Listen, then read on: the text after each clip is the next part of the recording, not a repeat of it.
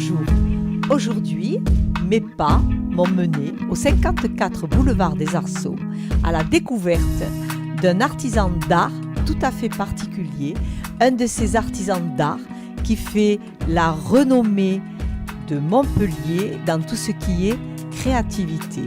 Et vous savez que l'artisanat d'art est une des choses les plus importantes aux yeux de Philippe Sorel, notre maire, puisque nous devons faire un parcours de l'artisanat d'art sous peu en collaboration avec Pézenas.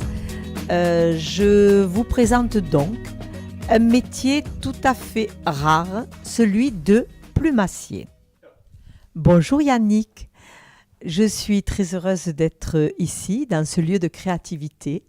Donc Yannick, vous êtes plumassier, vous allez vous présenter de manière à ce que on ait une idée de la qualité et du côté précieux de votre métier. Eh bien bonjour, je suis Yannick Delplace, je suis effectivement plumassier depuis maintenant de nombreuses années et c'est vraiment un artisanat d'art effectivement très particulier, on est très peu nombreux, mais voilà, c'est ce qui fait la valeur de ce métier et le goût que l'on a de vraiment le valoriser, surtout dans une ville comme Montpellier qui laisse vraiment libre cours et à sa liberté et à sa créativité, parce qu'on a vraiment plein de choses à découvrir. L'artisanat d'art est à l'honneur. Effectivement, le comité de Miss France qui vous a sélectionné pour la création de la confection de la robe de Miss Languedoc, c'est au titre d'artisan d'art que vous avez été désigné après une sélection assez sévère. Et cela vous doit l'honneur que vous fait Sylvie Tellier et le comité de Miss France d'exécuter la robe que portera Miss Languedoc le soir de la finale. Alors, votre très grande spécialité, c'est la plume. Mais quand on rentre dans votre atelier, on se rend compte que également vous avez un esprit extrêmement créatif. Donc cette plume, vous la travaillez, vous la transformez, vous lui donnez une deuxième vie. Et j'avoue que votre atelier respire le siècle des Lumières et de la créativité. Chaque objet où je pose mon regard, eh bien, c'est un objet de création. Réellement, vous faites partie de ces artisans d'art dont Montpellier se glorifie parce que c'est notre réputation. C'est notre réputation d'être très créatif. Alors, monsieur Delplace, je vais vous demander, dans ces créations, vous travaillez, par exemple, nous avons ici un très beau boléro. Est-ce que vous pouvez m'expliquer les plumes que vous avez utilisées ? Parce qu'il y en a des noirs, il y en a des chinés noirs et légèrement bronze. Voilà. Ici, elles sont blanches à filets noirs. C'est superbe. Expliquez-moi. Donc, en fait, j'ai la chance de collaborer avec un passionné d'oiseaux. Il a des volières, il élève ses oiseaux lui-même, il a des collections de faisans, de dindes, de paons. Et tous les matins, il ramasse les plumes dans un grand sac et 1 à 2 fois par an, il me les expédie. Donc là, sur ce boléro, vous avez 4 oiseaux différents. Vous avez ce qu'on appelle le faisan argenté, qui est cet oiseau qui fait ses plumes un peu zébrées, noires et blanches, dont on voit ici les ailes. Vous avez de l'oie, ici, qui a été blanchi. Vous avez du cygne. Toute la corolle ici est réalisée en plumes de cygne. Et c'est toute petite.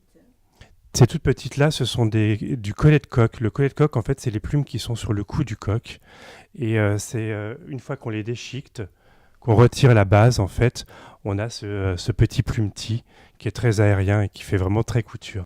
Ici, monsieur Yannick, nous avons une somptueuse robe de soirée, avec le haut en plume. Et effectivement, elle est en mousseline de soie et en tulle. Et la broderie, rien que la petite broderie qui orne le haut de la robe, a nécessité 10 heures de travail. C'est une collaboration. Il faut savoir que les plumassiers sont un peu des parasites. Leur art s'exprime sur des bijoux, des vêtements. Et là, j'ai collaboré avec un couturier qui est aussi brodeur d'art.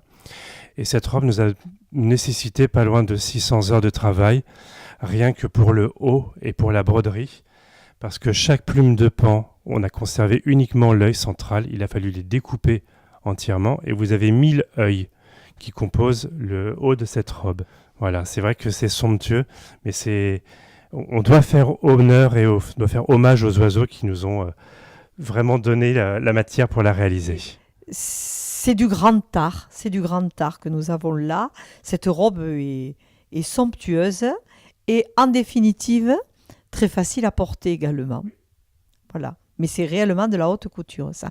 On comprend pourquoi à un moment donné notre couturier Chanel a tenu à sauver, à protéger ces métiers qui disparaissent petit à petit et qui font la gloire de la France dans toute cette technique à préserver. On comprend très bien que Karl Lagerfeld ait voulu à un moment donné sauver absolument tous ces métiers. Par exemple, Monsieur Jauvert, donc qui est votre associé, qui est brodeur, et donc brodeur d'or et d'art.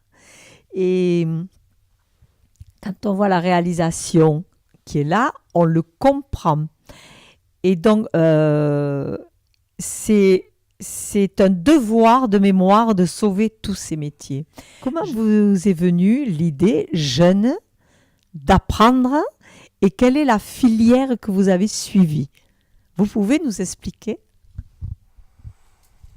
Alors en fait, c'est un concours de circonstances. J'ai commencé en tant que fleuriste. Mais voilà, il y a eu un tournant dans ma carrière dans les années 2000 en fait. J'ai eu la chance de rencontrer un des directeurs artistiques de la maison Paco Rabanne qui voulait que je lui fasse un décor. Donc moi en tant que fleuriste, je pensais qu'il voulait du sapin, des boules de Noël, mais pas du tout. En fait, il voulait un décor qui sorte complètement de l'ordinaire parce que c'était justement le fameux passage à l'an 2000. Et j'avais une de mes collègues qui, elle, ses parents étaient éleveurs d'oies pour le fameux foie gras. Et je lui ai demandé ce qu'elle faisait des oies, et en tout cas des plumes. Et les plumes, il les jetait à cette époque-là. Donc je lui ai demandé si je pouvais récupérer les plumes. J'ai reçu 2 énormes cartons de plumes, et on a commencé à voir ce qu'on pouvait en faire. Et voilà, ma première approche de la plume, c'était à ce moment-là. Ensuite, il faut se former. Vous avez un seul lycée à Paris, qui est le représentant vraiment de la plumasserie, et il vous l'enseigne. Donc il faut suivre cette formation pour vraiment maîtriser les techniques de plumasserie parce que c'est très pointu. Mais ça rejoint mon métier d'origine fleuriste, parce que ce qu'on appelait un fleuriste avant, c'était quelqu'un qui fabriquait les fleurs. Aujourd'hui, il les vend, mais avant, c'était vraiment quelqu'un qui les fabriquait en porcelaine, en soie et en plume. Donc voilà, j'ai rassemblé aujourd'hui mes 2 activités, mais elles sont intimement liées en fait. Oui, vous savez que personnellement, j'ai exercé ce métier de fleuriste avec bonheur et honneur, je le dis toujours, pendant des années et des années.